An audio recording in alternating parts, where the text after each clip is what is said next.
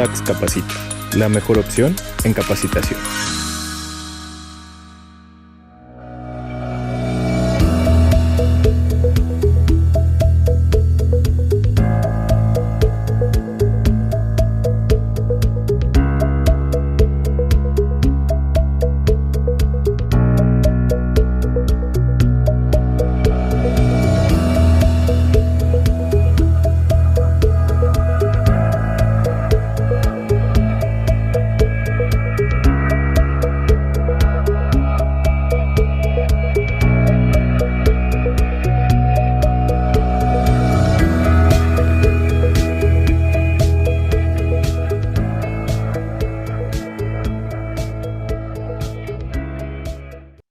Buenos días a todos. Les damos la bienvenida a todos los profesionistas que se inscribieron a esta conferencia. Les agradecemos mucho a esta conferencia que hablaremos sobre lo que no sabes de la Ley de Prevención del Lavado de Dinero, las actividades vulnerables, el cual se va a hacer un pequeño análisis profundo a cargo del maestro Rubén Oregel Castro. Bienvenido, maestro. Le agradecemos mucho el estar el día de hoy con nosotros, hablando un poco del maestro. Me gustaría comentarles que, bueno, él es contador, además de que tiene una maestría en administración y gestión de empresas, así como una maestría en fiscal. Y bueno, también tiene una certificación por la Comisión Nacional Bancaria y de Valores como oficial de cumplimiento en prevención del lavado de dinero y financiamiento. Además, bueno, que es autor de nuestro libro editado en nuestra casa editorial, que es la Guía de Certificación para la Ley de Prevención del Lavado de Dinero, las actividades vulnerables y su cumplimiento práctico. Así que le agradecemos mucho, maestro, estar el día de hoy con nosotros en esta conferencia. Agradecemos mucho prestarnos de su tiempo. Es un honor tenerlo aquí con nosotros. Les comentamos que, bueno, el día de hoy, si están interesados en el material, también se les enviará al finalizar esta conferencia en un correo electrónico con el que se registraron. Así como también es importante comentarles que a la gente que se inscribió a esta conferencia tendrán un precio especial, bueno, una promoción especial para ustedes. Al adquirir el libro, bueno, tendrán el envío sin costo. Maestro, muchísimas gracias. Le agradecemos nuevamente estar con nosotros. Comenzamos. Listo, pues muy buenos días. Muchas gracias a nuestros buenos amigos de Tax Editores. Pues muchas gracias a todos los participantes.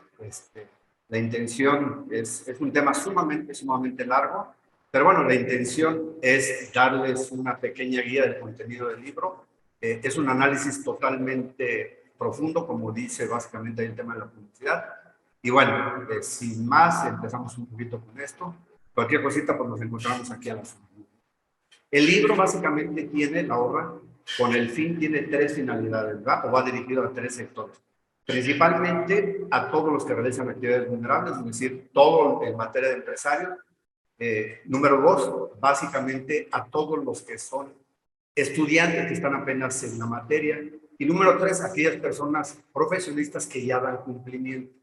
Es una obra donde viene de manera muy detallada cada uno de los capítulos, cada una de las distintas actividades vulnerables, donde se juntan todo el tema de la legislación aplicable e inclusive todos los criterios que emiten las autoridades competentes para estos efectos, ¿va? Y lo más importante, como lo vamos a ver más adelante, es que ya existe una obligación, la tendencia es para allá, de certificación en actividades vulnerables. Como todos básicamente conocen, para efectos del sector financiero existe una figura que se llama oficial de cumplimiento. Ya existe, tiene mucho tiempo lo que es la certificación como oficial de cumplimiento, y la tendencia es que para actividades vulnerables o servicios profesionales, como los manejan las 40 recomendaciones, que los vamos a tocar más adelante, se empieza a hacer ya obligatorio. Aquí nada más hay una diferencia. En materia del sistema financiero es a través de la Comisión Nacional Bancaria y aquí es de la Unidad de Inteligencia Financiera, ¿no? Insisto, la obra, como bien lo comentan nuestros amigos de Tax Editores, se encuentra ya disponible. Puede ser la compra en línea en Mercado Libre o en las principales librerías que vienen aquí, inclusive en tiendas departamentales como son Sanborns, Liverpool y demás, ¿no? Y a través básicamente de la página de Tax. En la página de Tax viene básicamente lo que es el índice de esto, ¿va? Pues bueno, sin más, Ok, les platico un poquito de nuestra experiencia, es importante que se conozca. Como bien lo dijo Lili, soy su servidor Rubén Oregel, tengo una maestría en administración y otra en impuestos, soy contador público, estoy certificado ante la Comisión Nacional Bancaria y de Valores.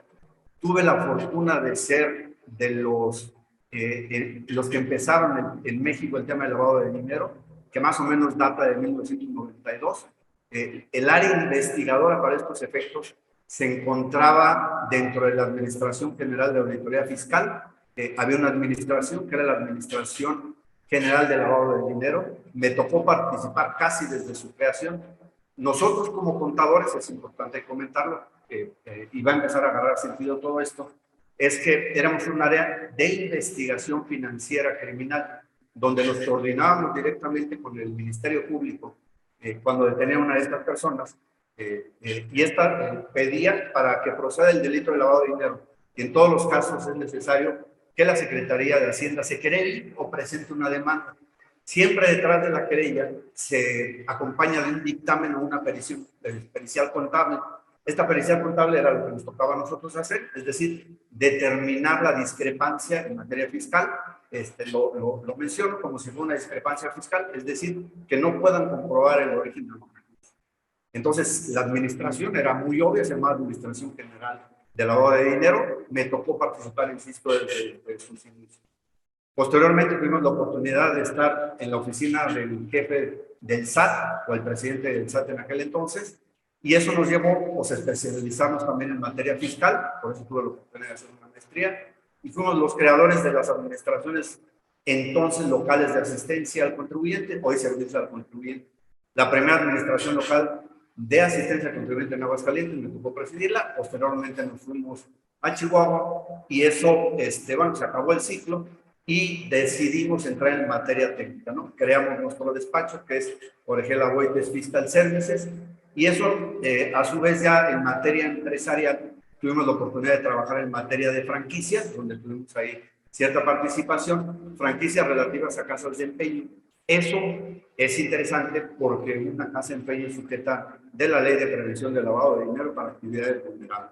Y hoy en día, bueno, formamos básicamente nuestro corporativo, y a su vez tenemos algo diferente, que es un grupo empresarial en materia financiera, lo que es los centros cambiarios, ¿no? Entonces, la ventaja de todo esto es que tenemos la visión empresarial, como lo comentamos, la visión por parte del gobierno federal, desde su creación de todo esto, y la parte técnica a través del despacho, ¿va? Entonces, su servidor Rubén Oregel, creemos que esta obra tiene un gran enfoque, insisto, para todas las personas que están apenas iniciando, o bien aquellas que son especialistas, porque se toca de manera muy detallada datos que en ningún otro material se encuentra. Esa es una pequeña presentación y aquí estamos a sus órdenes en Aguascalientes. Ok, para poder empezar a entender el enfoque o la aplicación legal, básicamente todo lo que es la ley antilavado está basado en tres fuentes de derecho, es decir, lo que es la Ley Federal para la Prevención e Identificación de Operaciones con Recursos de Procedencia Ilícita, o bien, más conocida por el nombre tan largo como lo pueden ver, que es la Ley Antilavado. Esta ley, como todas las demás leyes, básicamente tienen a su vez un reglamento, que en este caso el reglamento de la Ley Federal para la Prevención e Identificación de Operaciones con Recursos de Procedencia Ilícita. Cabe destacar, conforme a las reglas, en materia del sistema financiero, cada una de las entidades financieras, entiéndase, bancos, casas de cambio, casas de bolsa, etcétera, seguros, fianzas, tienen reglas. Es el caso entonces que también para efectos de lavado de dinero de actividades vulnerables existen las reglas para esta ley. Y al final, lo que son los formatos de alta de registro, es decir, pero es importante siempre analizarlo, porque en cada una de las publicaciones en el diario oficial de lo que es el alta de registro, vienen conceptos que nos van a ayudar para determinar qué es lo que quiere decir la autoridad con determinados artículos en especial. Y en esta obra, pues agrupamos todos estos conceptos e incluso lo que las autoridades a través de sus distintos portales, como es la Unidad de Inteligencia Financiera, como es el propio SAT y como es la Comisión Nacional Bancaria, donde dan a conocer a través de sus portales lo que son los criterios específicos en cada uno de los artículos. Y esta obra precisamente engloba todo esto. Entonces, esta es la legislación aplicable para en materia de prevención de lavado de dinero. Ok. Muchos dicen, oye, pero ¿por qué la gente se tiene que certificar en actividades vulnerables si no están? El origen de esto se encuentra precisamente en las reglas, en el artículo 34 bis, que me gustaría darle lectura, de manera muy literal. Dice, las personas físicas que realizan actividades vulnerables, así como los responsables encargados de cumplimiento, que hayan aceptado su designación, voy a hacer aquí una pausa. Aparentemente, muy poca gente sabe que cuando una persona tiene que cumplir, una persona moral, tiene que designar a un responsable de cumplimiento. Al no hacer esta aceptación, directamente recae por la persona que ocupa el rango más alto en el Consejo de Administración. Entonces es indispensable que si no quieren que sea esa persona, se haga la designación a través de otra. Pero digo, este libro precisamente nos lleva a todos esos pequeños detalles que están, pero la gente no lo ve. Bueno, seguimos básicamente con esto. Entonces, nace esta obligación de certificación en el artículo 20 de las propias reglas, básicamente, digo, en el 34 bis de las reglas en relación al artículo 20 de la ley, donde el 30 de noviembre de 2020, pues básicamente existe la obligación, por llamarlo así, para certificarse. Esta certificación tiene una vigencia de 5 años y también en esta obra de manera muy general nos dice todos los pasos que hay que seguir para efectos de la certificación. Esto se hace a través, insisto, a diferencia del sistema financiero, se hace directamente ante la WIC y la otra ante la Comisión Nacional Bancaria. Cabe destacar que hoy en día solamente ha existido una certificación y está por publicarse la otra, ¿no? Tenemos afortunadamente, por experiencia, que tenemos algún contacto con la gente de la WIC y en cualquier momento vuelve a salir la convocatoria. Para encontrar la convocatoria hay que entrar a la página de la WIC y en la parte superior, básicamente ahí ven todos los años. Pero bueno, entrando en materia, esta obligación está en el artículo 34 bis de las reglas. Aquí nace la certificación de las actividades vulnerables. Ok. Quiero también, para que sea muy fácil el entendimiento, poner cómo consta la obra, es decir, cuáles son los distintos capítulos. La obra está compuesta por 12 capítulos, ¿no? El primero de ellos, y a su vez tiene varios subtemas, ¿no? La obra tiene alrededor de 400 hojas, insisto, y es una herramienta muy, muy práctica para la certificación. Me atreveré a decir que no necesitas más adicional para aquellas personas que apenas están conociendo la materia, pues básicamente lo pueden conocer. Entonces, el capítulo 1 viene lo que es el lavado de dinero, financiamiento al terrorismo, bases nacionales e internacionales. Esto es fundamental del conocimiento en materia de prevención, porque hay un órgano que se llama el Grupo de Acción Financiera, la GAFI, donde emite 40 recomendaciones para efecto del cumplimiento de esto. Todos los países que son miembros de la GAFI tienen que cumplir en materia de normatividad. Esto nos lleva a pensar entonces que estas 40 recomendaciones son como normas oficiales, por poderlas traducir así. Es decir, las legislaciones a nivel internacional son básicamente similares, pero básicamente adaptadas en la legislación de cada uno de los países. Entonces, bueno, en ese capítulo 1 vienen básicamente de manera internacional todos los organismos que participan en la formulación de esto. Entonces, a nivel internacional, casi todos los países sus normas son similares, porque de ahí nace, incluso en la exposición de motivos de esta ley y básicamente del sistema financiero, siempre se hace mención. Entonces, en el capítulo 1 vamos a tomar todos este tipo de temas. En el capítulo 2 vienen lo que son las nociones de prevención para el sistema financiero mexicano. Comentamos al principio que en materia de prevención hay dos grandes caminos de estudio. Lo que es el sistema financiero mexicano y dos, lo que son actividades profesionales o actividades vulnerables. Pero entonces, como este tema es meramente de actividades profesionales o actividades vulnerables, hay que conocer un poquito qué incluye el sistema financiero, y eso lo tocamos en el punto número 1, con algunas nociones en materia de prevención para el sistema financiero mexicano. Todos estos temas vienen como temario en la convocatoria que emite la Unidad de Inteligencia Financiera, y aparte, obviamente, para poder entender el cumplimiento, bueno, es esencial el estudio del capítulo 1 y el capítulo 2. Ok, Nos vamos directamente al capítulo 3, que son actividades vulnerables y su análisis de riesgo. Dentro de las famosas 40 recomendaciones por parte del GAFI, existe una recomendación donde obliga a que todos los países a nivel internacional publiquen los riesgos que tiene su país, sus zonas y las distintas actividades. Precisamente con esta obligación, todo lo que son las entidades financieras y los que realizan actividades vulnerables, los deben de conocer para que a su vez en su manual de prevención se puedan incluir. Y entonces, es una obligación de los países y las autoridades competentes poner lo que son los riesgos del país, es una actualización constante que se hace, para que a su vez dentro del manual se incluyan esto, así como las actividades vulnerables. Reiteramos, el conocimiento general para quien da cumplimiento cree que solamente es un aviso y lo que son avisos y expedientes, pero va mucho más allá. Una de las obligaciones precisamente que contempla la normatividad es hacer el análisis de riesgo para cada una de las actividades en especial. El capítulo 4 nos vamos a ir al marco jurídico de las actividades vulnerables, es decir, vamos a analizar cómo está compuesta la ley, las modificaciones que ha sufrido a lo largo del tiempo, los programas, porque hubo un programa muy interesante de autorregulación, lo que son las sanciones, lo que son las reglas, el reglamento y todos los criterios en general. Todo eso viene incluido en el capítulo 4 de todo esto. En el capítulo 5, eso es importante. Como saben todos ustedes, todas las leyes deben de tener un sujeto. En el caso de actividades vulnerables, el sujeto son como un catálogo de distintas actividades para poder determinar si soy o no soy. Pero bueno, viene en este capítulo donde el sujeto para efectos de las restricciones de uso de efectivo son todas las personas que están en el país y que realizan alguna actividad en general, está la restricción de usar de efectivo. Y eso se encuentra directamente en el capítulo 5.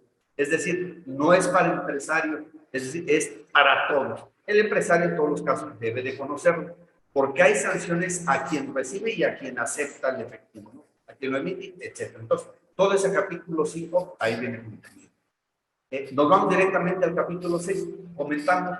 Es muy sencillo determinar quién realiza actividades vulnerables. Y la ley te dice, ok, yo te voy a dar los umbrales de identificación y de aviso. Eso significa que yo primero determino, ¿estoy dentro del catálogo? Sí. ¿Cumplo con los umbrales de identificación? Sí. Cabe destacar que todas las personas que superen los umbrales de identificación son sujetos de la ley. Y después viene el umbral de aviso, es decir, cuando me obliga a presentar un aviso o una declaración, por llamarlos en términos. Eso viene básicamente en el capítulo 6. En el capítulo 7 viene, pues básicamente ahora sí, todo lo que son los sujetos que realizan actividades vulnerables. ¿Qué significa esto? Está el tema de la copropiedad, entre otros, y esto se abarca todo en el capítulo 7. En el capítulo 8, ahora sí viene todo el catálogo de manera detallada, donde se recopila todo lo que dice la ley, todo lo que dice el reglamento, todo lo que dicen los formatos, todo lo que dicen las reglas y las distintas opiniones por parte de la autoridad. Y al final de cada una de las actividades nos permitimos enlistar un listado de las actividades económicas que son sujetas de la ley. Y entonces nos va a ayudar mucho porque cada una de las contenidas en el artículo 17 de la ley se describen ahí y al final enlistamos todos los que pueden caer en estas actividades. Adicional, ahí se contemplan, no se acumulan todas las obligaciones porque cada una de las personas que realizan actividades vulnerables tiene obligaciones distintas. Entonces lo tocamos en el capítulo 8. Nos vamos al capítulo 9, que son de todas las obligaciones. Comentamos, mucha gente cree que solamente es presentar un aviso y en su caso presentar un expediente o una identificación, y va mucho más allá. Por ejemplo, hay que hacer auditorías, está el análisis de riesgo, está el contenido de los expedientes, entre otros, y todo se abarca en el capítulo 1. Nos vamos al capítulo 10, que es básicamente es importante para quien es novato en la materia. Nos dice de manera muy general todo lo que se necesita para capturar en el portal, es decir, en materia de actividades vulnerables se necesita la firma electrónica avanzada a través del portal del SAT, que es la autoridad en esta encargada de supervisar el cumplimiento. Y en este capítulo, pues básicamente de manera muy sencilla, nos lleva paso a paso para la captura, la inscripción y la presentación de los distintos avisos, así como algunas preguntas y respuestas que surgen con motivo de esto. En el capítulo 10 vamos a tocar, comentamos hace rato que la autoridad supervisora, para que una ley sea perfecta, debe de existir, debe de tener obligaciones y debe de tener sanciones, y la vigilancia de su cumplimiento. En este caso en específico, la autoridad supervisoria es el SAT. No significa que el SAT, o que esta sea una materia tributaria, no tiene nada que ver. Lo que hace el SAT es que, dado las actividades que realiza, es quien lo supervisa. Cuando el SAT detecta que alguna persona incumplió, pues invariablemente emite una sanción. Y esa sanción, en este capítulo, a través de los medios de defensa, es como se puede atacar. Cabe destacar que también esta ley, por ciertas actuaciones, nos vienen algunos delitos. Y bueno, todo eso está en el capítulo 10, ¿verdad? Y al final, lo que comentamos, el paso a paso para poder obtener la certificación ante la Unidad de Inteligencia Financiera en materia de actividades vulnerables. Todo esto es el contenido de la obra, de manera muy, muy sencilla, se puede ir analizando. ¿Ok? Listo. Ok. Es importante comentar aquí, siempre nuestros clientes, cuando empezamos a darles una capacitación, porque es otra obligación emitida por la ley, dar capacitación en materia de prevención, nos dicen, oye, pero ¿por qué la ley me está persiguiendo a mí si yo no soy un delincuente? Lo que es importante entender que esta ley no persigue o no mira directamente a los empresarios, les pide ayuda para poder precisamente detectar y soportar lo que son las actividades vulnerables. Hace rato comentamos que para que proceda penalmente el delito de lavado de dinero se necesita una querella y se necesita un dictamen, una pericial contable. Precisamente ahora sí tiene sentido. Le dice a los particulares que son los empresarios, tú empresario que realices una actividad vulnerable, es importante que tengas un expediente de todas las operaciones que se realizan. Y número dos, de todos los avisos, tengas básicamente el soporte documental.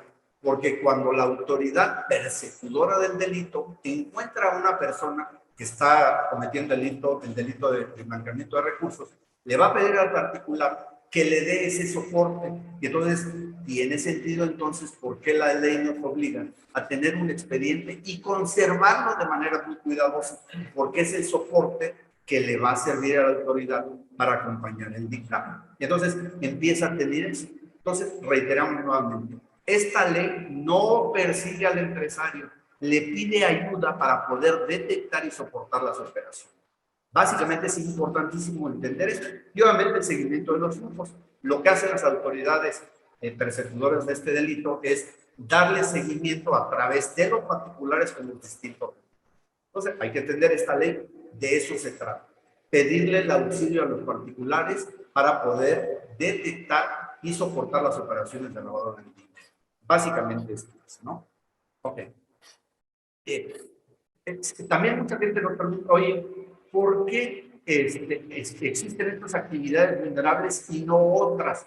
Bueno, en materia de las 40 recomendaciones, veíamos hace ratito, está la obligación de las autoridades emitir las distintas tipologías de actividades predilectas de los delincuentes en materia de blanqueamiento de recursos. Estas tipologías también están publicadas directamente a través de la UIF y demás autoridades, donde básicamente es una historia de cómo la gente lava dinero, ¿no? Es decir, transporta el dinero a la frontera, lo deposita, etcétera. Eso se llama una tipología. Entonces, las actividades a través de las tipologías se ha detectado que todas las personas lavan sus recursos precisamente con las actividades vulnerables, es decir, blindan sus vehículos o sus casas para su protección, compran inmuebles, compran metales, piden préstamos. Entonces, todas las actividades vulnerables, pues básicamente son las que este tipo de personas son las que realizan. Por eso a los empresarios que lo realizan te dicen, oye, yo no te persigo a ti, pero sí te pido ayuda para detectar esto, ¿no? Hay que entender básicamente es el concepto general de la ley.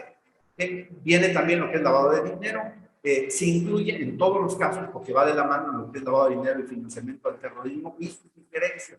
Que básicamente entre una y otra la diferencia es que el financiamiento al terrorismo obtiene recursos no necesariamente de actividades ilegales, puede tener la recepción de recursos de maneras legales con el fin de crear este terror ante la población. Y esto está contenido en la obra, pero también es un requisito para efecto de la certificación. Ok. ¿Cómo surge la ley? Ya lo hemos platicado.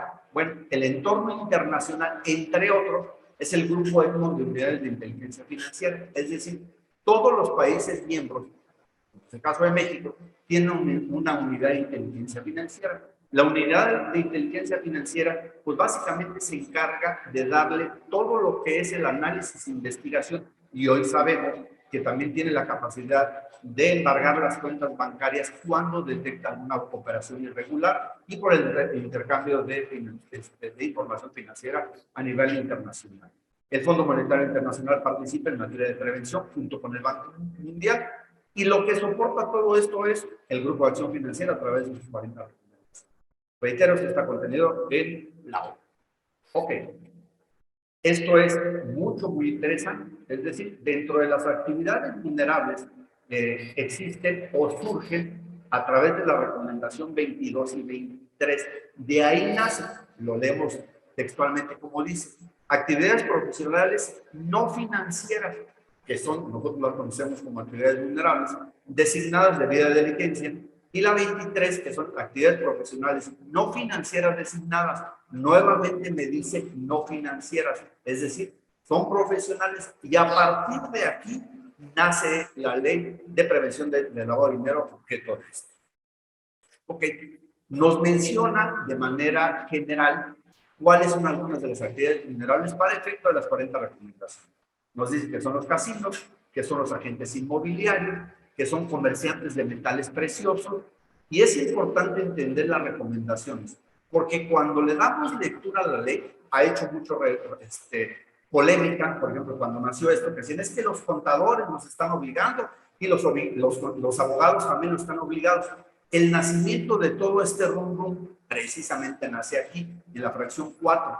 Nos dice, todo lo que son abogados, notarios y otros profesionales, cuando hagan operaciones para sus clientes a nombre y representación, que los están representando. Pero bueno, pues al principio causó mucho movimiento, porque si no, oye, pues no es posible que los contadores, abogados y demás derivan precisamente de estas recomendaciones, porque ahí te lo dice. Pero hay que entender cuando hagan a nombre y a cuenta de operaciones, como son compra-venta de inmuebles, administración de dinero, administración de cuentas de ahorro, organización para la creación de empresas. Hoy, precisamente, con la entrada en vigor del famoso REPSE, por motivo de la modificación de la Ley Federal del Trabajo, pues existe mucha polémica. Y a través de esta obra tratamos de aclarar y recopilar lo que han dicho las distintas autoridades. Nos vamos a la exposición de motivos y aparte nos enfocamos en lo que quiere decir las 40 recomendaciones. Ok. Nos dice igual, proveedores de servicios societarios, actuación como agente de creación de empresas, apoderados, prestadores de domicilio, fiduciarios y beneficiarios de alguna sociedad. Esto es, reitero nuevamente, las 40 recomendaciones contenidas y de ahí el nacimiento de las actividades. Ok, vámonos de manera muy rápida porque tenemos aquí, nos gustaría tener mucho más tiempo, pero este es un tema muy largo, de manera muy general, pero todo esto viene de manera muy detallada, insisto, en el libro que está a su disposición. Ok, ¿quiénes son sujetos de la ley?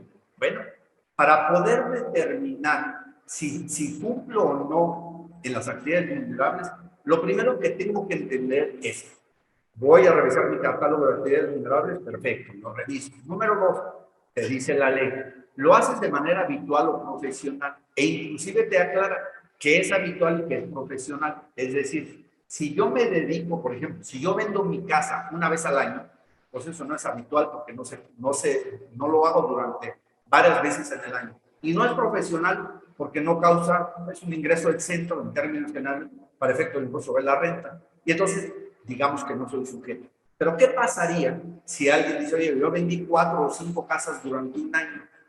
Ya es habitual, sí. Y es profesional, sí, porque hay un impuesto que se tiene que pagar por motivo de la enajenación de la casa. Y bueno, aquí nos ayuda un poquito la obra para determinar qué es habitual y qué es profesional. Reitero nuevamente, yo veo mi catálogo, sí, estoy aquí, sí. Lo hago de manera habitual y profesional, sí. Entonces, eres sujeto. De ahí, entonces, hay que determinar con base a los umbrales, ¿ok? Después viene el tema de la copropiedad. La copropiedad es un tema muy interesante, que si bien es cierto, no me lo dice de manera específica, se puede entender. No existe para efecto de las personas físicas el cumplimiento a través de un representante. ¿Qué significa entonces en materia de copropiedad? Cuando una persona renta su casa o algún inmueble, en materia de copropiedad, te dice en términos generales entre la ley y las reglas que la persona, primero lo que tiene que hacer es ver el umbral de manera general. Ya que lo determinan, al momento de presentar el aviso, solamente se presenta la cantidad que le corresponde en materia de copropiedad. Y entonces también aquí en la hora viene un poquito específico cómo se maneja la copropiedad en materia de actividades, ¿verdad? Otro tema que también incluye es qué diferencia hay entre cliente, usuario y relación de negocio. Porque parece mentira, por ejemplo, con el sector inmobiliario, cuando una persona o una inmobiliaria participa en la venta con otra inmobiliaria, tienen figuras diferentes, unos clientes y otros usuarios. ¿Quién es el cliente? Pues básicamente quien recibe la comisión. Oye, pero la otra persona o la otra inmobiliaria también participó, sí, pero se llama usuario. Pero él a su vez es cliente. Entonces, todo eso viene muy detallado. Y obviamente relación de negocios, porque también la ley te lleva a determinar el sujeto conforme al análisis del cliente, usuario y relación de negocios. ¿Verdad? Ok. Otro tema interesante que incluye la obra es qué papel juegan las entidades financieras ante actividades vulnerables. Comentamos que hay una ley específica para, para el sector financiero, pero la pregunta es, ¿también son sujetos de la ley de prevención en materia de actividades vulnerables? Y eso viene, sus respuestas directamente en todo un capítulo en específico. ¿Ok? La ley también nos habla de un tipo de sujetos que son las entidades colegiadas, los grupos empresariales y la copropiedad que ya mencionado. ¿Qué es una entidad colegiada? Básicamente, son varias personas morales, están reconocidas por la legislación mexicana, se unen todas ellas porque realizan tareas similares y básicamente la función de ellas es presentación de avisos de sus integrantes, es decir, presentan los avisos de todos sus integrantes. A diferencia de un grupo empresarial, también es la unión de varias personas físicas y morales, pero a diferencia de una colegiada que es el tema de identificación. Y básicamente esas son las dos diferencias de una entidad colegiada y empresarial. Para poder cumplir esto, por ejemplo, se puede dar cuando una organización, una empresa franquiciante o una asociación quiere presentar los avisos o de expedientes de sus miembros, hay que hacerlo a través de estas figuras y ahí viene todo el proceso. Viene el tema de la copropiedad en términos generales. Para los que son nuevos en esta materia, comentamos ahí un catálogo. ¿Quiénes son los que son sujetos de la ley? Quienes realizan juegos de apuestas, tarjetas de crédito, tarjetas de prepago, cheques de viajero, préstamos, créditos, servicios, etcétera. Todo esto son el listado de actividades vulnerables. Y entonces estamos dando elementos suficientes para efecto del cumplimiento. Detecto si estoy aquí, reviso directamente el capítulo específico y veo qué sujeto soy, en copropiedad, etc. Todo eso viene contenido directamente. Ok, me voy a ir básicamente de manera muy detallada en cada una de estas actividades. Y veíamos lo que decía, es un análisis profundo. Pues resulta que cuando una persona pide autorización para hacer un sorteo ante la Dirección General de Juegos y Sorteos de la Secretaría de Gobernación, se requiere pedir un permiso. Y ese permiso, básicamente, la autoridad, cuando el SAT quiera llevar ahora sí el cumplimiento de esto, va a ser muy fácil su detección. Le va a preguntar a Gobernación a través de reunir información. Oye, Secretaría de Gobernación, dime a aquellas personas que te pidieron un permiso para realizar un sorteo, una rifa de un automóvil, de un viaje, etc. Y entonces, todas estas personas son sujetas de la ley y es algo que en la generalidad nadie lo ve, pero ahí está. Entonces, bueno, esto nos va a ayudar precisamente a determinar, ¿verdad? Igual, los distribuidores o vendedores de boletos. En aquella época, por ejemplo, alguien decía, oye, yo voy a vender o ayudar a vender boletos del TEC, por ejemplo. Pues resulta que se puede configurar que es un sujeto de la ley y esto viene en el capítulo de juegos y sorteos. Para tarjeta de servicios de crédito y de prepago, resulta también que de manera muy sencilla para poder entender, una estación de servicio o una gasolinera que a su vez tiene tarjetas de prepago y de pospago y no necesariamente de tarjeta. Es un medio de almacenamiento de valor. Pues también son sujetos de la ley. Y todo eso viene en el capítulo específico de tarjetas de servicio, de crédito y tarjetas de prepago. En el tema del mutuo, otro tema también muy interesante, comentamos al principio de la obra que mientras yo lo haga de manera, cobre algún interés, y entonces dice un empresario, oye, yo le voy a hacer una aportación de capital en mi empresa. Y para que no se considere un ingreso de la empresa, un ingreso fiscal, bueno, pues voy a cobrar un interés como debe de ser. Por el simple hecho de estar emitiendo el comprobante fiscal en materia de intereses, es sujeto de la ley. Todo esto viene básicamente en el capítulo del mutuo. Préstamos intercompañías, préstamos de los socios y viceversa, básicamente, ¿verdad? Ok. Nos vamos directamente al tema de bienes inmuebles. De manera muy especial, en el tema de las constructoras, comentamos que siempre cuando se va a presentar o está mirando la ley, dice, a ver, tú que realizas actividades vulnerables, dime quiénes son los clientes que realizaron esto. Pero en el caso específico de las constructoras opera diferente, porque te dice adicional, oye, ¿tú estás construyendo un inmueble? Sí. Ok, entonces necesito que me digan de dónde sacaste el dinero tú para construirlo, así como para efecto del Seguro Social es muy similar. Tienes que decir a la autoridad de dónde estás obteniendo los recursos. Y eso es un aviso especial que tienen no solo a las constructoras, sino también los ingenieros que los contratan para una obra determinada. El tema de las inmobiliarias y las personas físicas de manera independiente caen dentro de este capítulo de bienes inmuebles.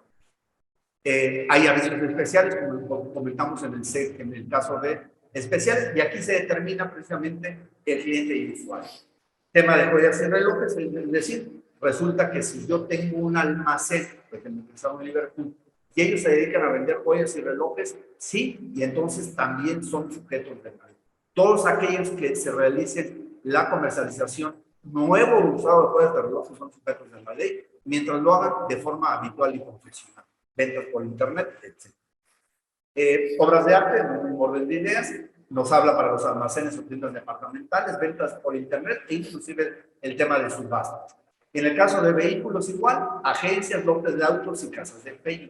Muchos preguntan, oye, si yo tengo mi activo fijo y lo vendo, la pregunta sería, oye, ¿lo haces de manera habitual y profesional? No, no eres sujeto. Y entonces, esta obra nos va a ayudar a determinar cuándo sí y cuándo no. Servicios de blindaje, de autos, de casas de negocio, etcétera, ¿no? Viene un capítulo específico con eso.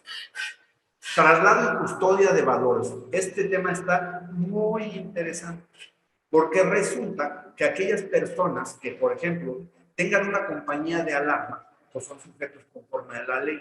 O bien, yo me dedico a dar guardias de seguridad a las empresas, pues resulta que también, conforme al análisis que se hace, son sujetos de la ley. Y entonces sí les recomiendo que este capítulo de manera muy detallada lo puedan consultar, porque hay sujetos que ahí están, pero nadie los ha visto, ¿verdad?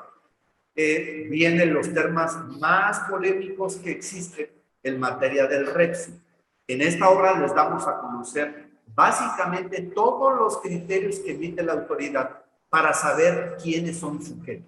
Que en términos generales, todos los empresarios que se registran en el REPSE son sujetos de cumplimiento conforme a análisis y lo más importante, las distintas opiniones que emite la autoridad recopiladas en la obra, ¿verdad?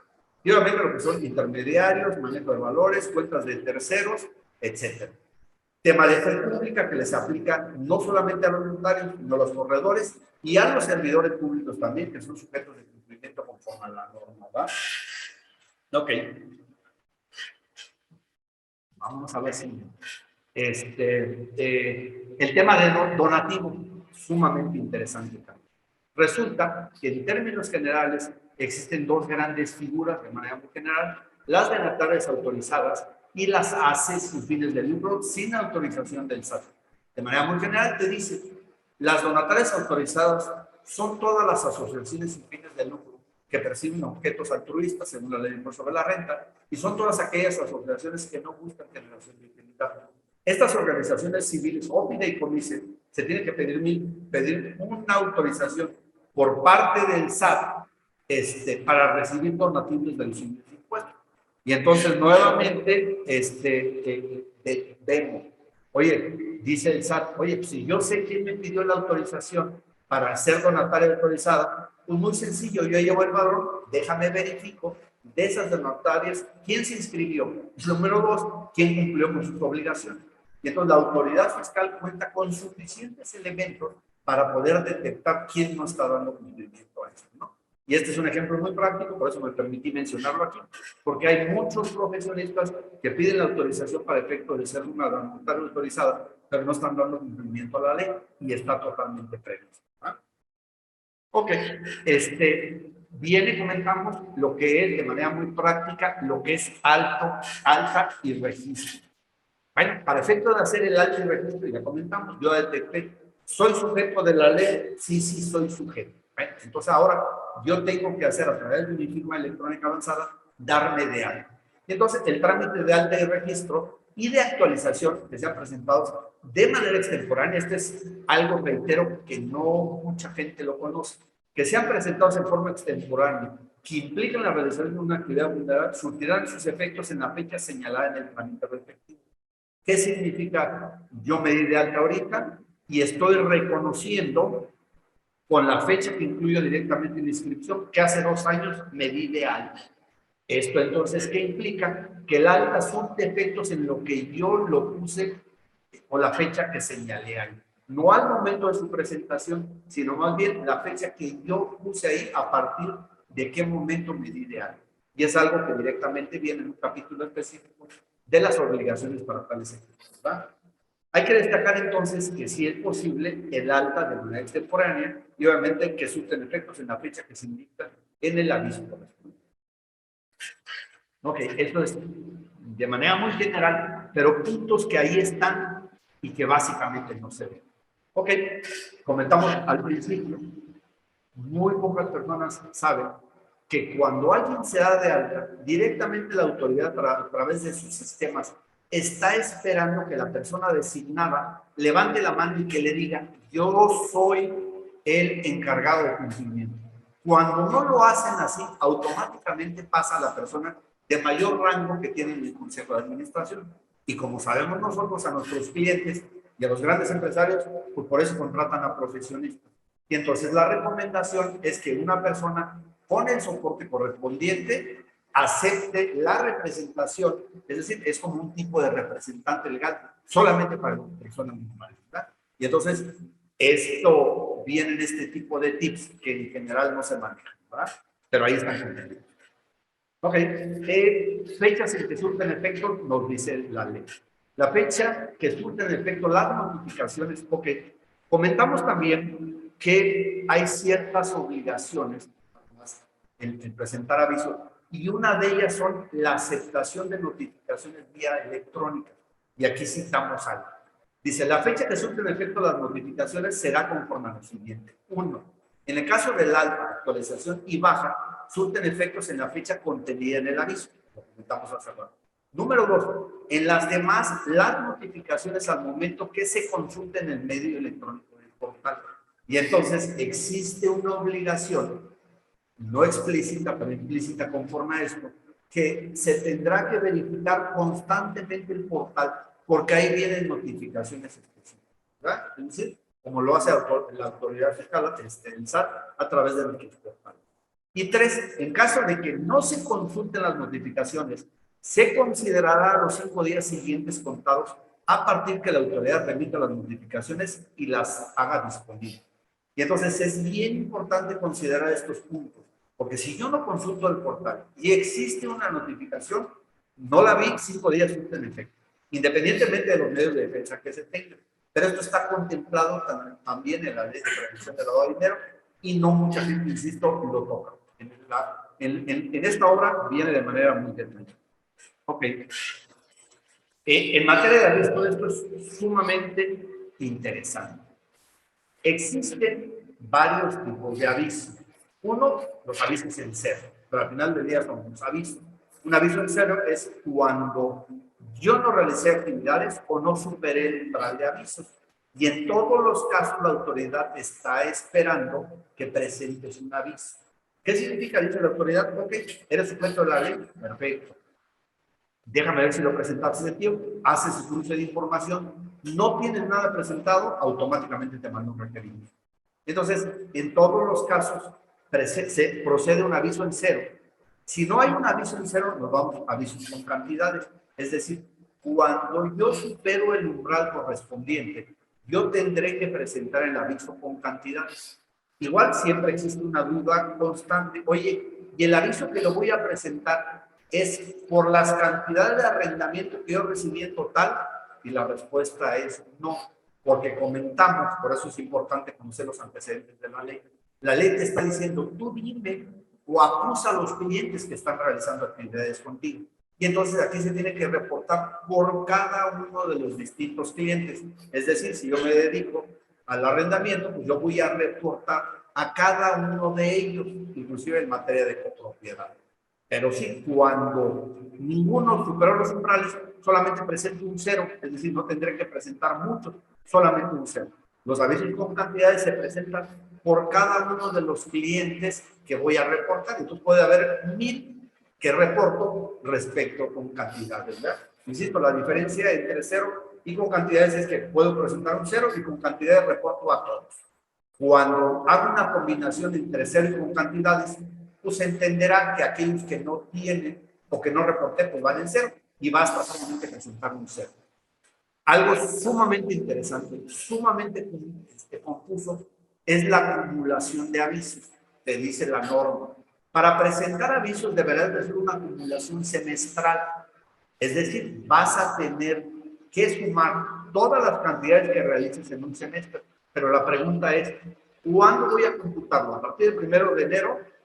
Es decir, por año de calendario, a partir de que yo me di de alta, a partir de que presenté el aviso. Y entonces es un tema sumamente interesante, que a pesar de que la autoridad, en este caso el SAT, ha emitido sus distintos criterios, existe todavía mucha confusión.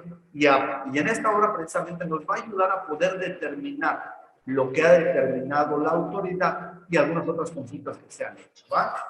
Hay otro tipo de avisos que aparentemente no están, que son los avisos urgentes, los avisos de indicios y los avisos de personas vinculadas. También es una obligación presentar este tipo de avisos con mecanismos muy específicos, ¿va? Para quien domine el tema de lo que son el sector financiero, pues eso siempre ha estado. Pero las actividades vulnerables, ahí está, pero se ha hecho caso omiso de la presentación de esto. Y obviamente, insisto, esta guía nos va a ayudar para todos estos efectos. Ok, avisos extemporáneos, avisos omisos y algo, una herramienta estupenda, que es la modificación de los avisos ya presentados. ¿Cuántas veces nos ha pasado que por algún error yo presente el aviso? Y si presento el aviso, híjole, ¿cómo le hago para corregirlo? Pues presento otro aviso y modifico. Y estoy diciendo que modifica al otro. La manera muy particular de presentar aquí es, ya que yo presenté mis avisos, me meto directamente al portal y hago las modificaciones. Y entonces, algo sumamente interesante. Me puedo equivocar y cuando me equivoco, ya cuando tengo el acuso, modifico los avisos. Es una chulada que está contenida en esta obra, ¿verdad? Los avisos extemporáneos y los avisos omisos, ¿verdad?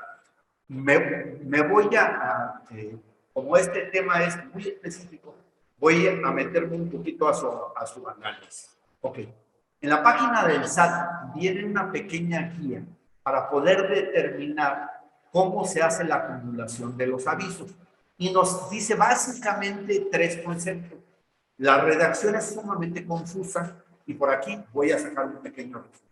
Dice así: el sujeto deberá de sumar mensualmente, sin exceder de 6 meses, todos los actos u operaciones y en el momento que esta sumatoria o acumulación superen los umbrales de aviso, independientemente de que no hayan transcurrido los 6 meses, se deberá de presentar el aviso de acumulación semestral, cuya información a presentar es la sumatoria de todas las operaciones, restando aquellas que no superan el umbral de identificación.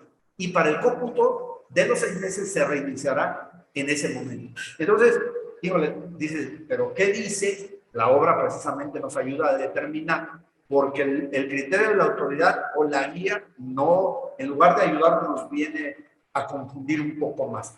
Pero en este tipo de avisos en especial, que tienes que ir sumando, y reitero, es por cada uno de los clientes. Es decir, Tendrás que tener un control por cliente para llevar tu control de avisos de sumatoria.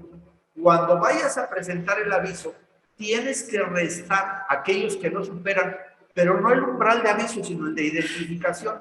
Y entonces hay que darle mucho entendimiento a esto, porque la presentación de avisos te puede confundir.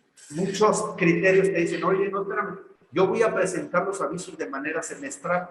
No, pues resulta que ese es un criterio. Pero otro criterio es, cuando yo supere la acumulación, ¿puedo presentar otra vez el aviso? Sí. Entonces vamos a ver que pueden existir en un semestre hasta 3 avisos de acumulación.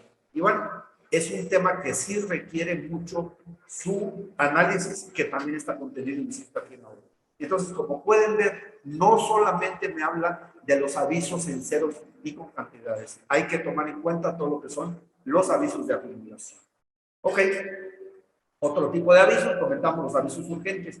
Este tipo de avisos, dentro del portal, se consultan las resoluciones en materia de terrorismo y proliferación de armas de destrucción masiva emitidas por el Consejo Nacional de la Seguridad de las Naciones Unidas. Ahí viene contenida una relación de personas y entidades que se encuentran dentro de estas listas. Estos están a disposición directamente en la misma página del SAT y tendré que presentar un aviso urgente dentro de las 24 horas cuando una persona que se encuentra en esas listas está realizando una actividad vulnerable. Y eso ahí está. Yo me preguntaría quién da cumplimiento, pero está contemplado en la ley. Número 2, avisos de indicios, nos dice también la ley. Cuando se cuente con información basada en hechos o indicios, se deberá presentar un aviso dentro de las 24 horas siguientes contadas a partir de que conozca dicha información. De ahí precisamente nace la importancia y la obligación de tener un manual de prevención de lavado de dinero para actividades vulnerables para poder cumplir este tipo de avisos. Avisos de personas vinculadas es otro tipo de aviso. Dice, quien realiza las actividades vulnerables debe de presentar también dentro de las 24 horas siguientes a partir de que conozcan dicha información. Cuando se celebre un acto u una operación que sean objeto de aviso y se trate de las personas incluidas en el listado de personas que cometen delitos, son las resoluciones 1999 y 1373, publicadas en el 2001, emitido por el Consejo de Seguridad de las Naciones Unidas. También se encuentran dentro de la página del SAT que se tiene que consultar para dar cumplimiento a eso. Entonces, reitero nuevamente, esta obra nos va a ayudar a poder determinar cómo se presenta. ¿Ok? Esto es lo más peligroso y lo más que se tiene que entender. Te dice básicamente, acuérdense que en materia fiscal, cuando se presenta un aviso de manera espontánea y extemporánea, mientras la autoridad no esté requerida, no tiene efectos, es decir, no estás cometiendo ninguna sanción.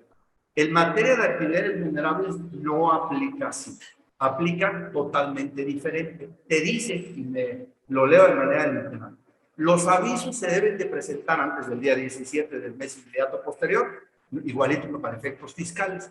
Cuando el monto del acto u operación sea igual o superior al umbral correspondiente, solo se considerará extemporáneo cuando la presentación del aviso se realice a más tardar dentro de los 30 días siguientes a la fecha en que se debe presentar. Esto significa que solamente se tienen 30 días para que un aviso sea considerado de manera extemporánea. Y eso, ¿qué diferencias hay? Que es bastante considerable. En materia de multas, por ejemplo, el no presentar un aviso en tiempo, es decir, dentro de los 30 días, la multa va de 19,000, actualizado ya la suma, a 192,000. Si se hace de manera extemporánea, significa entonces que es omisión, no presentar avisos. Y me voy a la sanción de 962,000 a 6 millones de pesos. Cuando una persona quiere actualizar sus obligaciones y dice, oye, pues yo voy a actualizar todo el año, ¿qué significa? Pues que automáticamente todos los avisos que estén presentados no son extemporáneos, son omisos, todo. Y esta es la gravedad. Hay que entender que las sanciones para quien no presenta avisos, no es el caso de presentarlos de manera extemporánea, se convierten en omisos. Y entonces igual viene un capítulo específico en materia de avisos, ¿verdad? Ok. Modificación de aviso, ya lo comentamos, también los avisos se pueden modificar. Yo presento mi aviso y lo modifico. Los informes en cero, eso sí no se pueden modificar. Voy a ir un poquito rápido porque tenemos aquí un poquito de tiempo contando. Ok, obligaciones generales. Bueno, las obligaciones generales que tienes en materia de prevención es aceptación de notificaciones, ya lo mismo. Es muy, se requiere, sugiero que cuando una persona moral, puede ser un despacho, va a ser el encargado de cumplimiento de las actividades vulnerables de sus clientes, lo hagan a través de un federatario público y cuando lo tengan, se metan con su firma electrónica avanzada y se acepte el. Ese es el representante o encargado del cumplimiento. Ya vimos ahí las otras obligaciones, que es la obligación de consultar el portal. ¿Por qué? Porque ahí puedo tener algún requerimiento y entonces hay que hacerlo de manera constante. Viene lo que son los criterios de integridad de los expedientes y entonces ahora sí tiene sentido. ¿Por qué es importante que se tenga el criterio de integridad? Porque ya vimos que la autoridad en cualquier momento lo puede necesitar. ¿Para qué? Para que tenga el soporte de la querella que va a presentar contra aquellas personas que estén blanqueando capital. Y entonces todo en materia de integridad de expedientes lo tenemos que tener perfectamente resguardado con ciertos criterios para efectos de identificación, y esto está contenido directamente en el capítulo específico de expedientes, ¿no? ¿Qué más viene ahí? El manual de prevención, es un manual que sí ciertamente exige la ley para efecto de cumplimiento. Viene otra obligación, brindar las facilidades a las autoridades para cuando les pidan información y les dé el acceso a lo que se tiene. Viene una obligación, de manera implícita, pero no explícita, de realizar lo que son las auditorías internas. Se requiere en todos los casos. Y obviamente la identificación del dueño y beneficiario. Hoy comentamos que con las modificaciones en materias fiscales, bueno, pues esto es un movimiento, ¿no? Porque todo el mundo dice, oye, es que ahora tengo que identificar al dueño y beneficiario conforme a las modificaciones fiscales. Resulta que en materia de prevención del lavado de dinero, ahí están. Y esto es muy sencillo, porque entonces todo en materia de contratos se tiene que establecer, oye, tú eres el dueño o beneficiario, es decir, lo que busca la autoridad a través de esta obligación es tratar quién es el beneficiario del producto. Por ejemplo, para poderlo entender mejor. Si una persona le va a rentar la casa a su hija porque se fue a un lugar determinado, ¿quién es el dueño del recurso? Pues el papá. ¿Y quién es el beneficiario? Pues la hija que se fue a determinado lugar. Eso es de manera muy sencilla, hay que entenderlo. O bien, a lo mejor el papá compra una casa habitación para la esposa, pero el beneficiario es la esposa. Y entonces, en materia contractual, siempre debe de venir que me especifique bajo protesta de decir verdad quién es el dueño y quién es el beneficiario. Porque son dos sujetos distintos que tenemos que dar cumplimiento a la ley. Otra obligación, el tema de capacitación anual, importantísimo. Y básicamente, ¿verdad? Entre otras, ¿no? Esto de manera muy general. Vamos a determinar rápidamente quiénes son las autoridades. Existe la autoridad regulatoria. ¿Quién es la autoridad regulatoria? Bueno, existe la unidad de banca y valores perteneciendo a la Secretaría de Hacienda, donde ella básicamente todas las leyes y disposiciones y demás pasan ahí, al igual que la unidad de inteligencia financiera. ¿Y para qué me sirve entender esto? ¿Ok? Comentamos que todos los particulares tienen derecho a realizar una consulta cuando una disposición no es clara. Y entonces hay que entender entonces a quién va dirigida, que en este caso es la autoridad reguladora. Yo le pido ahí ciertas cuestiones que no entiendo, tengo dudas respecto a la ley. La autoridad supervisora, ¿quién es en este caso? Bueno, pues en este caso es el SAT, Unidad de Inteligencia Financiera, es quien hace por el tema de investigaciones. Procuración de Justicia, pues básicamente es quien persigue el delito en materia de lavado de dinero y la impartición de justicia a través de los jueces. Ok, vámonos en el tema de certificación de manera muy general. En materia de certificación, ¿cuándo es la certificación? No nos dice cuándo pero se va a entender que es 2 veces por año. ¿Dónde se puede consultar las bases? Directamente en la página de la Unidad de Inteligencia Financiera. ¿Quiénes están obligados? A través del diario oficial nos dice que en términos generales son todos los profesionistas o los sujetos obligados en materia de prevención. Nos habla de las costos y las sedes de dónde. En esta hora nos viene de manera muy detallada, pues básicamente cómo se va incluyendo. ¿Ok? De manera muy general, aquí tienen mis contactos. Entiendo que por parte de nuestros amigos de Tax, que gracias a ellos está esta breve presentación. Va a haber una sección de preguntas y respuestas. Estos son mis contactos para cualquier duda. Yo les recomiendo que adquieran la obra. Es una herramienta esencial para dar cumplimiento en todos los niveles, es decir, aquella persona que apenas está conociendo en materia de prevención, aquellos profesionistas que hay muchos en esta materia y quieren pues aclarar sus dudas, o aquellos que realicen actividades vulnerables para saber qué están sujetos, ¿verdad? Pues aquí viene mi teléfono celular, básicamente estamos en Aguascalientes, nuestras páginas web y demás. Entonces, entramos a una parte de preguntas y respuestas por parte aquí de nuestros amigos de Tax Editores. Claro que sí, contador. Muchas gracias.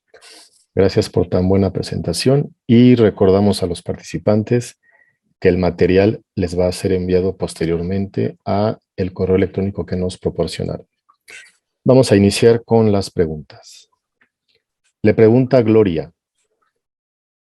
Hay una persona moral a la que le hicieron una transferencia por un importe considerable, derivado de un contrato de obra. Esto fue el lunes.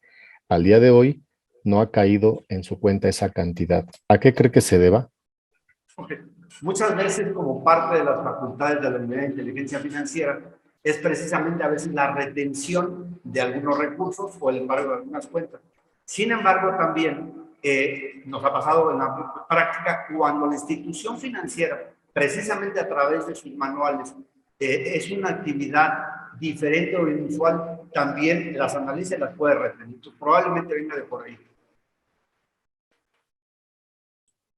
Gracias.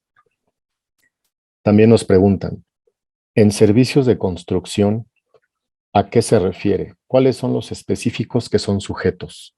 Ok, básicamente hay un capítulo especial para el sector inmobiliario y nos dice, todas aquellas personas que de manera habitual y profesional hagan los servicios de construcción, viene una definición de servicios de construcción, yo construyo casas, o bien soy un arquitecto que ayuda a la construcción, o soy un proveedor, todos ellos son sujetos de la ley y objeto de cumplimiento, en todos los casos. Y hay un capítulo, insisto, muy especial. Pero sí, se refiere a todos los que participen en una obra cuyo objeto sea la comercialización de la casa. Porque, por ejemplo, se puede dar un caso, oye, yo contrato a una persona para que me construya mi casa, un ingeniero, pero va a ser mi casa habitación. Pregunta, ¿soy sujeto? No eres sujeto, porque la finalidad que persigue la ley es cuando los vayas a comercializar. Gracias. Nos pregunta Marlene, ¿se envía el aviso tomando en cuenta los umbrales solamente, no cantidades menores, en este caso por un donativo? Ok, sí, para presentar el aviso, primero voy a ver si soy sujeto. Ya revisé las actividades vulnerables, sí soy. Número dos, lo hago de actividad de manera profesional y habitual, sí, soy sujeto. ¿Me supera los umbrales? Sí, lo supero de identificación. ¿Cuándo presento el aviso? Cuando supere el umbral que pasa la cantidad. Sin embargo, en materia de acumulación semestral, hay que llevar el control para efecto de presentar, porque puede ser que no presente los mensuales, pero sí el semestral o de acumulación. Entonces hay que llevar la sumatoria sobre cada uno de los clientes que básicamente llevan el normativo. Nos preguntan, entonces, si mi empresa tiene registro REPSE, aunque no sea subcontratista, ¿es sujeto de la ley antilavado? Conforme al criterio de las autoridades, sí. Hay inclusive, hay una entrevista que le hacen al secretario de Trabajo, donde, no secretario, sino alguna autoridad, en específico algún funcionario de alto nivel, la retoma la Unidad de Inteligencia Financiera y la conclusión en términos generales que deben continuar en la obra, sí. Esto es muy polémico. Yo les sugiero que hagan una consulta específica a la autoridad, pues para que se quiten esas dudas, porque hay muchos autores donde no coinciden con este criterio. Lo que comentamos aquí en la obra, porque siempre causa polémica, es lo que dicen las autoridades, independientemente de que el profesionista coincida o no con esto. Pero a criterio de la autoridad, todos los que están en el REPS están. Insisto, y hay que irnos a la exposición de motivos. Veíamos hace rato que en materia de profesionistas, cuando se hace algo a cuenta de terceros, se está obligado. Entonces, sí, es un tema muy polémico, pero sí sugiero que se haga una consulta. ¿A quién se le hace la consulta en estos términos? a la unidad de inteligencia financiera, que es la autoridad competente. Gracias. Nos pregunta Antonio Gerardo. Las nuevas tarjetas de crédito que se anuncian por Internet, que según están reguladas, no están reguladas por un banco en territorio nacional, sin requisitos rigurosos, ¿quién los controla o quiénes los controlan? Ok, si son por parte de las instituciones financieras, directamente por las instituciones financieras, a través de la Comisión Nacional Bancaria. Sin embargo, para el efecto de actividades vulnerables, hay una ley en especial que nos regula todo esto. Entonces, puede ser, conforme a esta nueva ley, que todos aquellos que realicen esto, que se tienen que cumplir. Y entonces, sí son regulados, hay que analizar el caso específico, pero pueden caber aquí sí, porque son tarjetas de crédito prepagadas que no forman parte del sistema financiero. Entonces, mientras no forman parte del sistema financiero, son sujetas de esta ley. ¿Y quién las emite? No quien las recibe. Ajá. O pueden ser fintechs también. Gracias. Nos pregunta Noé. Los trabajos de soldadura, instalación de aire acondicionado, instalación de sistemas de aire comprimido, ¿son considerados como actividades de construcción? Sí, sí, por ejemplo, es un contratista, están haciendo un fraccionamiento y obviamente pues la intención del fraccionador es venderlo. Todos los subcontratistas se consideran que participa así y sí es una actividad vulnerable. Y aparte, porque caen en redes, es decir, está yendo, o sea, es decir, caen dos secciones diferentes del artículo 17, en actividades profesionales y lo que es el término de construcción. También nos pregunta Noé. Las personas morales deben designar quién será el que se certificará y las físicas, ¿deberán ser ellas o también pueden designar a un tercero que se certifique? Ok, las personas morales para efecto de cumplimiento pueden nombrar una persona moral y es quien se tiene que certificar. Y para las personas físicas, como no existe un representante, pero sí pueden designar, no conformar por tal, alguien que les dé cumplimiento, como es un profesionista como nosotros. Entonces, no se requiere un documento especial para efecto de representación de actividades vulnerables. No se necesita aceptar el poder por sí, pero sí obviamente con el profesional. Pero las personas morales sí se requiere un documento especial de aceptar el poder a través del portal del Estado. Nos pregunta José Luis, considerando que la ley entró en vigor en 2013 y yo reconozco que se realizó una actividad vulnerable, ¿cuál es la fecha en que debo anotar como fecha de inicio de los últimos 5 años o desde que entró en vigor la ley? Porque en términos generales es desde que entró en vigor la ley.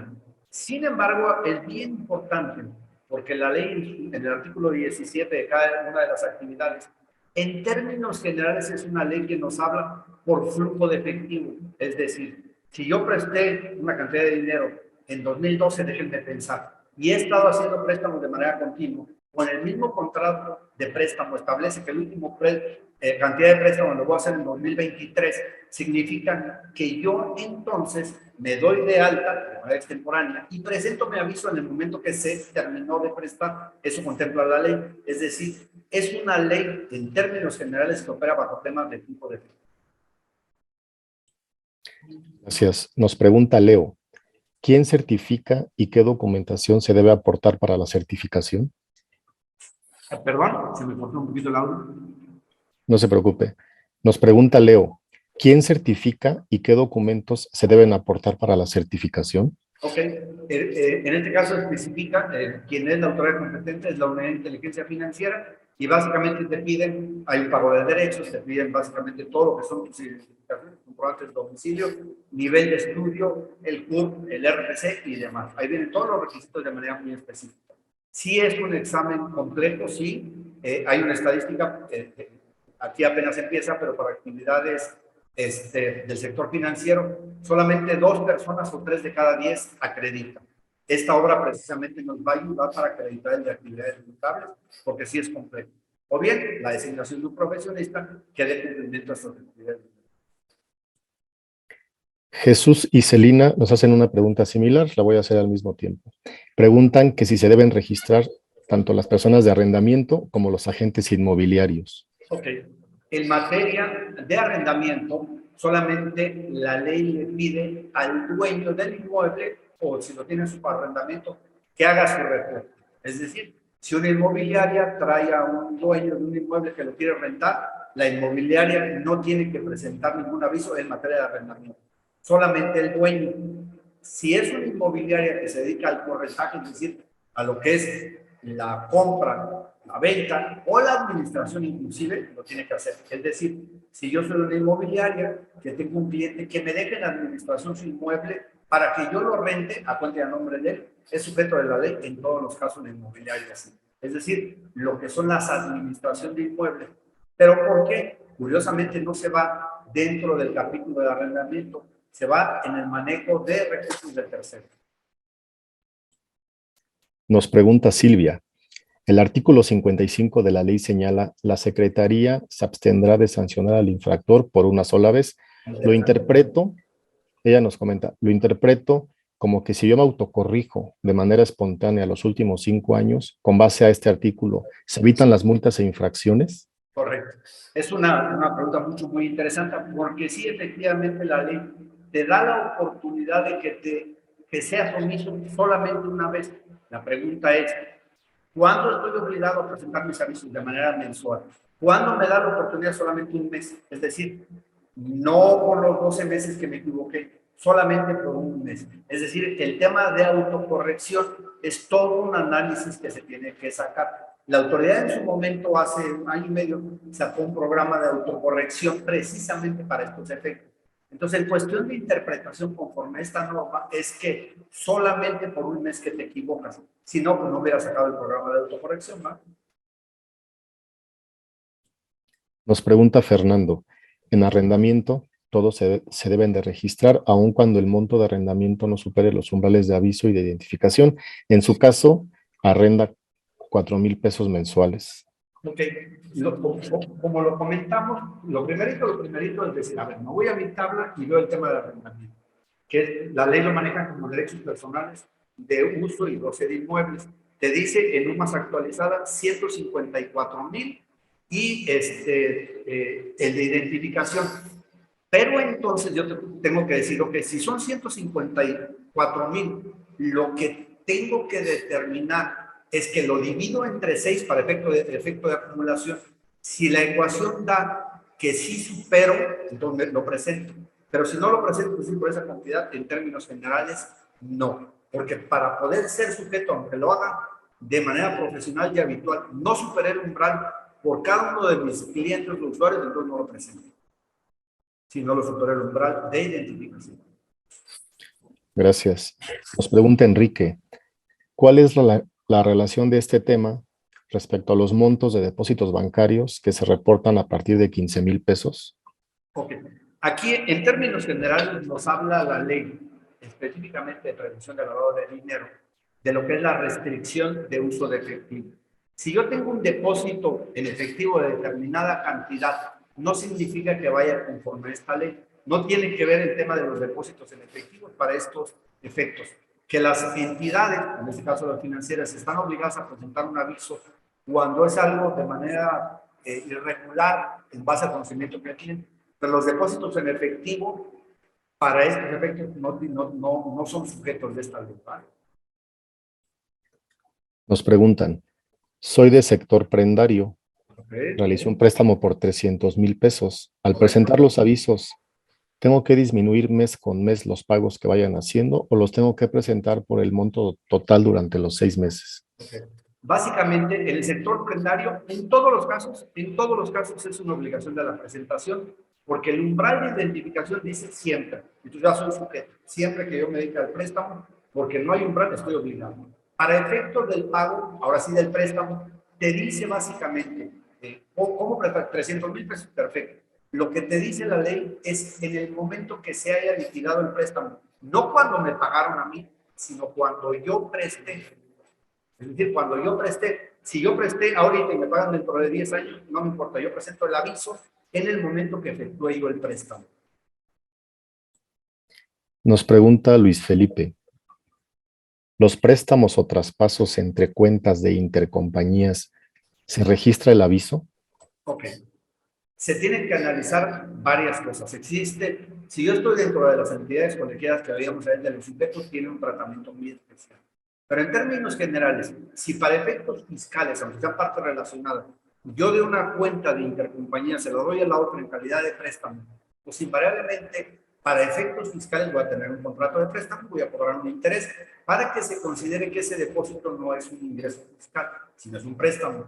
Entonces, en ese momento es una actividad vulnerable y es sujeto de presentar el aviso, mientras supere el umbral claro y obviamente considerando los montos. Entonces, préstamos en intercompañías, en la generalidad, mientras se den este supuesto, sí es sujeto de la ley. Inclusive hay varias empresas que le prestan a sus empleados y les cobran un interés. En ese caso lo hacen de manera habitual y de manera profesional, porque cobran un interés y son sujetos de la ley. Nos pregunta Javier, ¿existe alguna guía que se deba cumplir para integrar el expediente de los clientes en el caso de la venta de vehículos?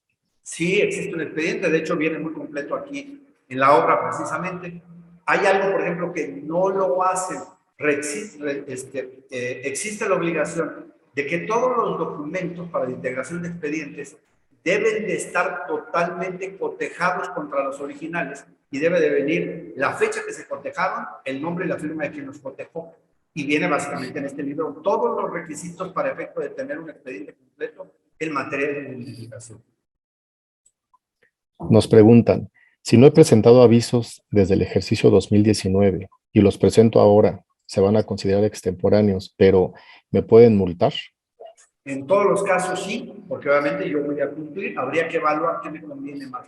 Ser omiso, no decirle a la autoridad, o presentarlo y esperar a la autoridad, porque en el cruzo que hace la autoridad dice, ok, tú estabas obligado, tengo estos huecos a partir de tu fecha de alta, y entonces estás obligado a cumplirlo. Y entonces sí se está en el riesgo de que todos los avisos que yo presente de manera extemporánea se hagan omisos y obviamente procedan, ¿no? Nos pregunta Sara, ¿las AC también deben designar representante para actividades vulnerables? Correcto, por ser una persona moral y aceptar el poder a través del portal. Nos pregunta Julio, si mi proveedor de Repse no cumple con sus obligaciones de actividades vulnerables, ¿tengo alguna responsabilidad? No, porque las obligaciones son yo reportar a mis clientes. Si el cliente no reporta, no es un problema, pero en términos generales no hay obligación. No hay sanción. Nos pregunta Leida, Ajá. si se tiene registro Repse y las actividades son de mantenimiento automotriz, mecánica, enderezado, pintura, soldadura, ¿se tiene la obligación? En términos generales, sí, la autoridad ha manifestado a través de sus distintas personas, portales, que toda aquella persona que esté registrada en el REPSE está obligada a cumplir con la ley de prevención de lavado de dinero. Y de hecho, por eso comentamos al principio, cuando uno se va al instructivo de avisos, ahí me está diciendo, oye, ¿y qué, en dónde tienes tu personal y demás?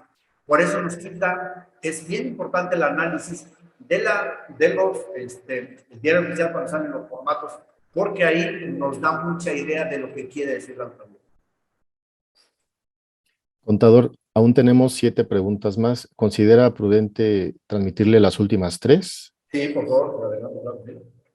Bueno, por temas de tiempo para todos, vamos a compartir solamente las 3 últimas preguntas para dar paso a Liliana y que despida este evento. Bueno, nos pregunta Olayo, ¿cuando es solo mantenimiento en inmuebles ya construidos, se considera construcción o solo mantenimiento?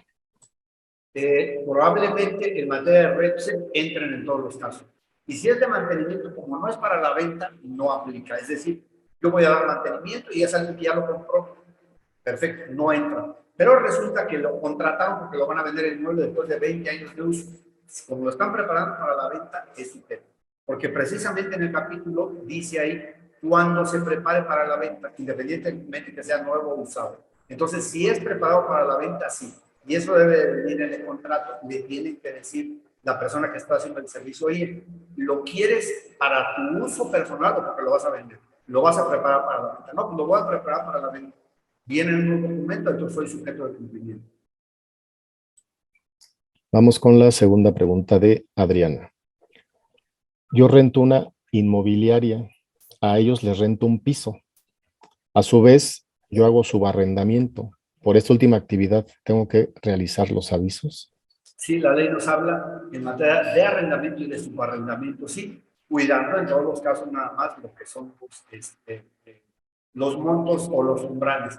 Sin embargo, si yo estoy en administración, caigo en otra fracción que habría que analizar, porque una misma actividad me puede caer en diferentes fracciones. Y damos paso a la última pregunta, es de Marlene. Una pregunta, ¿disminuir significa solo no tomarlos en cuenta esa cantidad menor al umbral o es restarlos como tal? Muy buena pregunta, simplemente no se consideran. Yo hago mi sumatoria y cuando esa cantidad no está, no la considero. De acuerdo, contador. Pues muchas gracias por tan excelente charla. Gracias a los participantes por sus preguntas. Por temas de tiempo, repito, debemos ser conscientes de los tiempos de todos. Y doy paso a mi compañera Liliana para que haga la clausura de este evento. Muchísimas gracias, contador. Muchas gracias. Maestro, muchísimas gracias por esta excelente conferencia. Le agradecemos mucho y a todas las personas que se conectaron, les agradecemos mucho por su valioso tiempo. Y bueno, mencionando que están preguntando algunas preguntas, bueno, el costo del libro del maestro, la guía de certificación para la ley de prevención del lavado de dinero con las actividades vulnerables, es de 499 pesos. Normalmente siempre tiene un gasto de envío y bueno, en esta ocasión será sin costo para toda la República. Quien lo quiera adquirir pueden entrar a nuestra página de Facebook, Tax Editores Unidos, o también nos pueden contactar a su agente de ventas o a nuestro teléfono que es el 55 8000-9500, ahí los pueden transmitir, o en nuestro WhatsApp que es igual 55 8000-9511, en el WhatsApp igual ahorita les ponemos el link en el chat y bueno, pueden ahí enviarnos un mensajito para poder adquirir este libro del maestro. Le agradecemos mucho su conferencia, maestro. No sé si quiera dar algún comentario final para cerrar este evento. Por mi parte sería todo. De parte de Tax Editores, les agradecemos mucho. El material les llegará también en sus correos electrónicos, del cual se registraron, y ahí, bueno, viene la promoción que es para ustedes vigente, porque, bueno, es exclusiva para la gente que se inscribió a esta conferencia. Muchas gracias, maestro. No sé si quiera dar algún comentario final. No, pues nada más, muchas gracias a todos los asistentes. Es una obra que vale la pena que adquieran. Pues muchas gracias a Tax Editores, Lili, en especial a ti, que nos abrieron las puertas para la realización de este evento y de esta obra, ¿verdad? Muchísimas gracias. Muchísimas gracias a todos por su tiempo. Muchas gracias, maestro. Gracias.